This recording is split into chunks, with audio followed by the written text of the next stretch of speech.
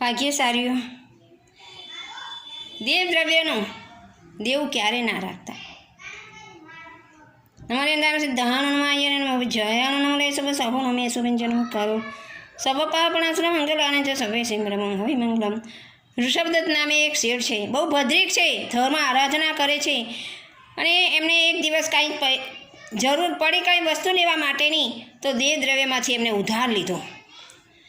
एमने नहीं पैसा आपवानो एवुं पण कई नहोतुं मगजमां अने जोगानुं जोग एवुं बन्युं के दिवसे एमने चोरी थई एमना घरे अने बधुं माल मलता लई गया, साथे साथे शेठने पण मारी नाख्या। हवे देव द्रव्य बाकी हतुं एटले सीधा मरीने पाड़ो थयो।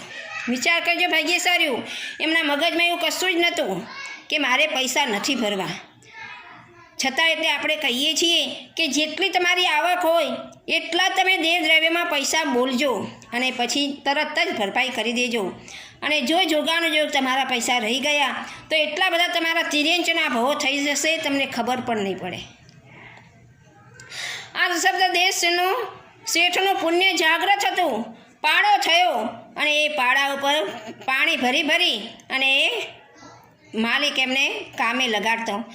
हवे एक दिवस देरासरनुं काम एमने सौंप्युं पेला एना मालिकने, एटले आ जे शेठनो जीव पाड़ो छे एने देरासर जोयुं, प्रतिमाजी जोई, ऊहा पुहा थयुं अने जाति स्मरण ज्ञान थयुं के हो एक ज मैं मारो कोई एवो इरादो नहोतो के मारे पैसा नथी भरवा, छतां पैसा तो मैं ना भरी सक्यो अने हूँ पाड़ो थयो तो एने जाति स्मरण ज्ञान थयुं।